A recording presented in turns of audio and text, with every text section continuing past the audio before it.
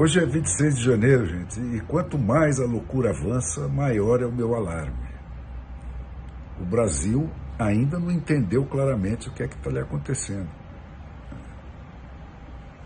Fica discutindo infindavelmente firulas legais e constitucionais contra e a favor de cada golpe recebido, como se ainda houvesse lei, como se ainda houvesse Constituição, ou qualquer poder além do que é exercido pela polícia política do lulismo, que atualmente está dividida entre o Alexandre de Moraes e o Flávio Dino. Fica debatendo a dimensão econômica dessa operação para internacionalizar e tornar continental o golpe do lulismo, como se o único efeito dela fosse o quanto ela vai acrescentar ao desequilíbrio fiscal já contratado exclusivamente para o Brasil. Isso é tudo que a gente vê na imprensa, e não só na assumidamente parceira da ditadura, mas também entre os políticos que ainda resistem e os comentaristas de todas as tendências de dentro e de fora da internet. É assustador isso. E, no entanto, entender a situação não requer um esforço intelectual tão grande assim. O Senado votar Rodrigo Pacheco para presidente é o Senado votar a anulação de si próprio. O Rodrigo Pacheco foi plantado no posto em que ele está para não deixar o Senado ser Senado, para castrar o Senado, para impedir o Senado de reagir em favor dos eleitores dos senadores, a toda e qualquer agressão que vier da ditadura contra os direitos individuais dos cidadãos, seja o de se defender dos abusos de poder das autoridades, especialmente os vindos do Supremo Tribunal Federal, seja o de manter qualquer sombra de autonomia dos estados da federação, como está sinalizado pela cassação sumária de um governador eleito no primeiro turno, para fazer todos os demais encolherem, e pelos ensaios para tirar deles as polícias militares que não obedecem a um comando único. Tudo tem que ser único. Tudo que vem do PT tem que ser único. E só isso basta para definir o que ele é. Não precisa mais nenhum raciocínio muito sofisticado. Agora, a única explicação racional do voto de uma maioria de senadores nesse sentido só pode ser a corrupção. Então, o Senado surge como a instituição mais podre da República depois do Supremo Tribunal. E por que isso está assim? Porque ele é a segunda menor e a segunda mais alta figura da hierarquia do sistema. Para tomar o STF, para que bastam tomar 6 dos 11, e o Senado, que basta um posto no lugar certo, é o caminho mais econômico e mais rentável para tomar o poder sem fazer força. Essa é a inovação genuinamente brasileira, made in Foro de São Paulo, que se não revoga o Gramsci, que já está instalado, torna ele obsoleto para a próxima etapa do processo em diante. Por quê? Porque está difícil mesmo ganhar a eleição sem nenhuma proposta para a realidade do terceiro milênio. Esse negócio de raça, de gênero e outros conflitos fabricados ainda movem aí alguns idiotas, mas nem com a imprensa comprada inteira fazendo força consegue mobilizar um eleitorado suficiente. Basta ver o Congresso que foi eleito no dia 2 de outubro.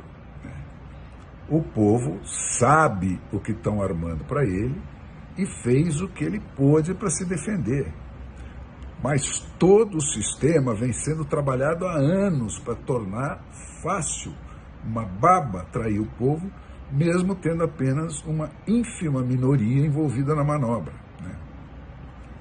O trabalho preparatório foi emparedar progressivamente a vontade popular num gueto, mediante a invenção de sistemas eleitorais capazes de fraudar legalmente a vontade popular. No nosso sistema dito proporcional, o povo vota num nome e elege outro, né? Sem precisar de hacker, né?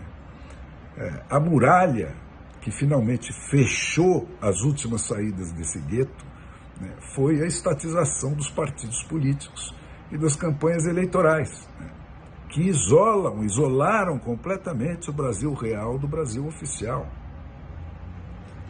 Agora, pensa um pouco, gente. Ninguém se dá o trabalho de murar guetos para nada, né?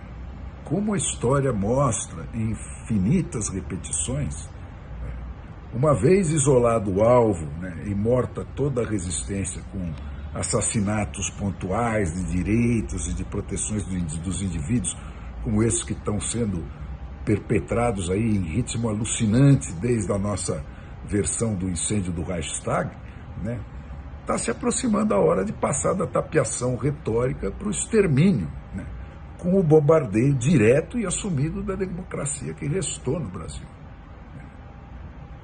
Essa dimensão econômica do golpe está avançando com a mesma sem cerimônia, né? O Lula está totalmente despreocupado com a economia, a ponto de deixar ela nas mãos de um Haddad, porque não pensa mais em cativar eleitores, né? Só por isso. Ele se sente plenamente dispensado daquela chateação de fingir que ele não é o Lula, né, que ele teve que aguentar no passado, né? O que é muito mais do que só sintomático, né? A entrega do BNDES para o Aloysio Mercadante e da Petrobras para esse João Paulo Prats, né, que é um senador suplente em exercício, né, ambos violando frontalmente a lei das estatais, né, tem um propósito que é ululantemente evidente, né? Nunca existiu qualquer critério técnico nesses empréstimos internacionais do Lula do passado. Aquilo só foi um ensaio, né? Se tivesse o interesse de negócio que ele está alegando agora, na cara de pau que o caracteriza, né, se esses empréstimos fossem mesmo rentáveis ou seguros, né, os bancos privados já estariam nessa parada há muito tempo. Agora, pensa 2 segundos, né? Que juro seria necessário hoje para cobrir o risco Argentina, por exemplo? Qual a razão daquele país estar falido e bloqueado em todos os bancos do mundo, com exceção da UTI financeira do planeta, que é o Fundo Monetário Internacional? E os riscos de Cuba e Venezuela, então? Não é que existe dúvida, gente. O Brasil já tomou calote desses todos, né? Não é... E vai queimar mais dinheiro lá? Queimar nada. O Lula sabe exatamente o que é que ele está comprando com esse dinheiro, né? E ele está comprando para lá de barato, né? O chefe da campanha eleitoral nacional do Lula, posto na presidência, para presidente do Brasil, posto na presidência do banco que vai materializar a campanha internacional do Lula para presidente, Pólico Caratio, das Américas Central e do Sul, né? E a colocação do senador do PT que está sendo plantado na Petrobras, né, igualmente frontalmente contra a lei das estatais, né? Ele está lá, ele está sendo posto lá porque o BNDES só distribui o dinheiro com que o Lula quer ir às compras, né? Quem produz esse dinheiro, como a Lava Jato demonstrou com toda a acuidade do mundo, né, que fez ela tão odiada pelo PT, é a Petrobras, né? Esse barulho em torno da volta do subsídio ao consumidor no preço dos combustíveis, tá? É o milho, né? É o milho que essa turma espalha para agarrar os frangos que eles vão assar, né? Ele está só enfiando uma moedinha no bolso dos otários para tirar os olhos deles dos enormes baús que são as refinarias, as plataformas marítimas e as outras grandes, gigantescas vacas leiteiras de bilhões de dólares que estão penduradas na Petrobras e nas outras estatais que eles querem voltar a ordenhar.